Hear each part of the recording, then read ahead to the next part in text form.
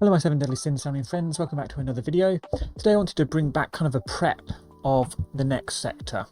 So we've had lots of different elements already, and the only one that we haven't really had is Earth. So before I even go into leaks, I highly believe this one will be weak to Earth.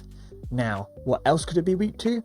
I have a high suspicion as well, and this would also confirm with the leaks and also what I've been told by my highly reliable source, that it's going to be an ice weakness because we have Clotho with the ice support.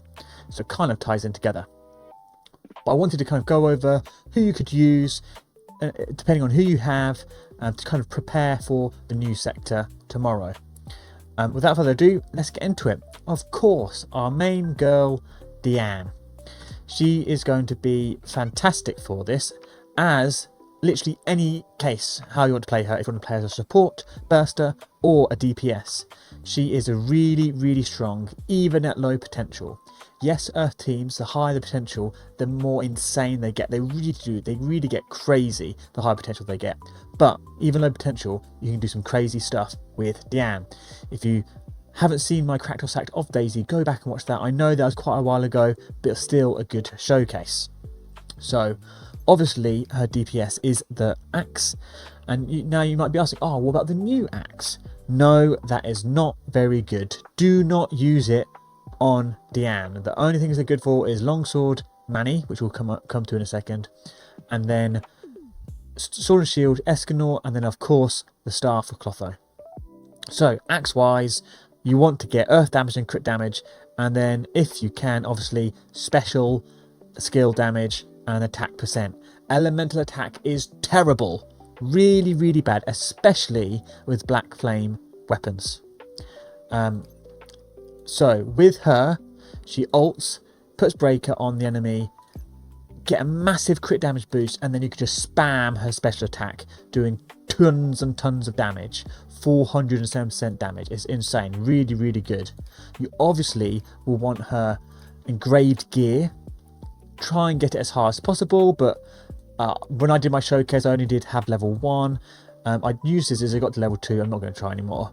I will probably try and re-roll the engraving bonus to try and get special skill damage, crit chance attack, something like that, and or cross fingers and see. Of course, with any DPS, go. Oh, I didn't realize I don't even have it on him. I must have it on Clotho then. Any DPS, Mad Miner with the Corrupted Watch Ring is going to be lovely jubbly. With that being said, that's kind of the setup you want for her. I can go in and once we've gone over the different characters that could be used, I'll go over and showcase their skill rotation so you kind of know what you're supposed to do. And then of course every single sub weapon for the DPS, you want to have a max star SR weapon with as high equipment attack as possible, so use the purple heroic beads for that.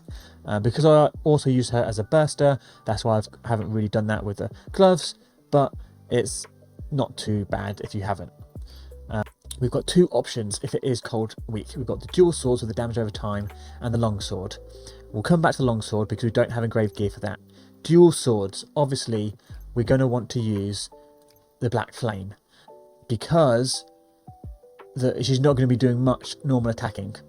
So we want to try and get this burst with her if possible. If not the end of the world. And chance for this, cold damage, not cold attack, cold damage, crit damage and attack percent, and then dot efficiency or magic charge efficiency. Those two would be really good. But for damage wise, that's what you want. Same thing on your armor, crit damage, attack percent, magic charge efficiency, that kind of stuff, you know, because that's where your damage is coming from, the dots. And obviously you would want this engraving because attacking enemy with crit defense reduces the normal skill cooldown, so you can spam your normal skill, and it also has the dot interval, which is really nice. And then because her dots can crit, we're going to be using the same accessories, the Mad Miner 2-piece and the Corrupted Watcher. Now let's talk about her longsword, because we don't have the engraved for this yet, which is such a shame. Obviously I'm going to test it with the black flame, and if I can get a weapon blueprint, I'm going to test it with the new one, the glory one, which is really good for her because all her damage is from normal attack. I'm lucky enough to get a max roll here. Really, you'd want normal attack, crit damage, cold damage, that type of stuff. Skill damage, she just doesn't get much from her skills at all.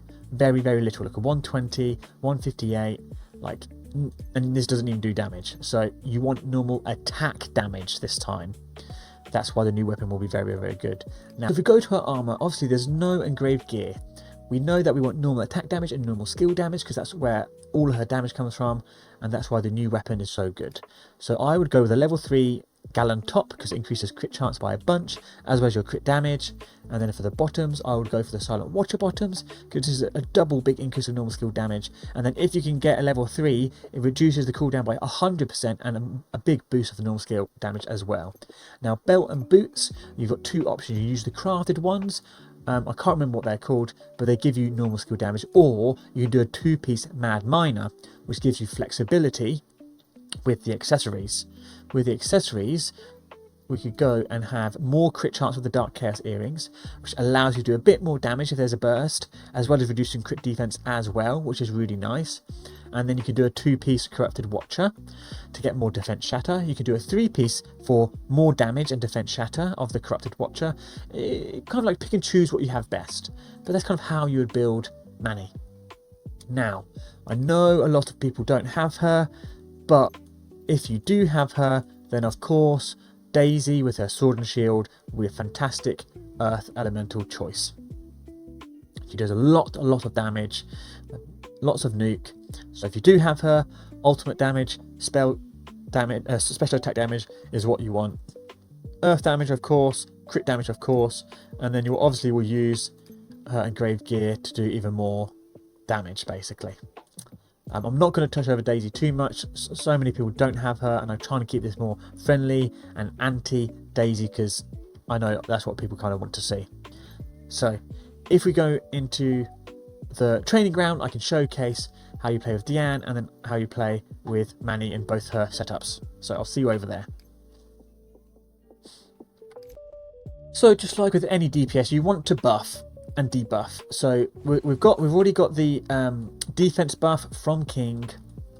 So I'll do it again because I'm about to get rid of it. So we want to get as much defense as possible because her breaker actually does defense based damage. We're then going to put Mannie's down. We're going to go back to King. We're going to press his E for more damage. We're going to go to Hauser to get the crit defense down. We're going to switch to Diane. We're going to combo ult with Mannie, and then we're going to press E, and then we're going to hold Q over and over again. And that's how you do your damage with Axe Diane. Big damage here. If you have high potential on King or on Diane, you'll do a lot more damage, but that's kind of the rotation you have with Diane, and you can do a buttload of damage in such a short succession. Let's switch over to Mannie and I'll showcase that. So unfortunately Mannie doesn't have any great combo ultimates with her other than Daisy. The rest are more for like DPS roles, so it just doesn't really work, sadly. So you're not going to get the burst from Mannie. With that being said, I still think the Black Flame is best because of the crit damage that you get from it. So as you start any fight, you can start with Slater with his axe and do some damage and get the debuffs down. You can get the shield up and defense down here, and you can attack a few times with Escanor. You basically want him to get burn on the enemies to get the defense down, right? And then you can use the Q. The E will not do anything anymore because that bug has been fixed. But there we go. Now we've got the dots going on.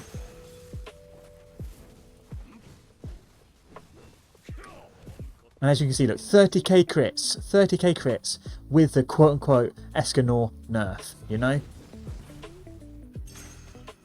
So even with that, it doesn't matter. Look, 40k crits here, right? It's pretty nuts that you can do this with Mannie at such low potential. And you obviously want to keep coming back with Escanor, get the defense down, make it tick more and more, you know. So that's kind of what you want to do. You get the debuffs down with everyone. With Slater and Hauser, you switch to Escanor, you can basic attack a few times to get the burn up, to get the defense down. You can press your Q for the extra debuff or weaken. You'll switch to Mannie, and by that time you should have your ultimate.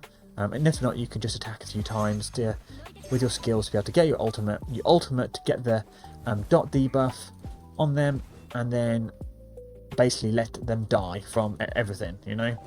Make sure you refresh the debuffs with Escanor and Slater and Hauser, and that's it really. It's probably one of the simplest ones you can do, right? And it just does so much damage, which is really, really nice. And it allows you to kind of like dodge and make sure that you're not taking damage and just surviving whilst the enemy is dying, right? So a really, really basic, simple one from Mannie. I don't even think I've got her dot outfit on. I forgot to change it over, so it could even be better. So let's switch over to the Longsword Mannie and showcase the kind of rotation for that. I'll be right back. So we've got Longsword Mannie, same thing as before. You want to debuff to increase your damage with everyone, get your magic charge up, you know. I brought Jericho this time just so we can get some ice bursts from her. You know, and then basically you press your E and you're basically spamming, or you're holding your normal attack, and then when you can use your E, use it, and it does this massive nuke at the end. But yeah, that's kind of it. And then use your E again when you can, and big nuke at the end. And it's really, really simple. It's just going to be difficult when it's so hectic, you know. Debuff down, you know, get all your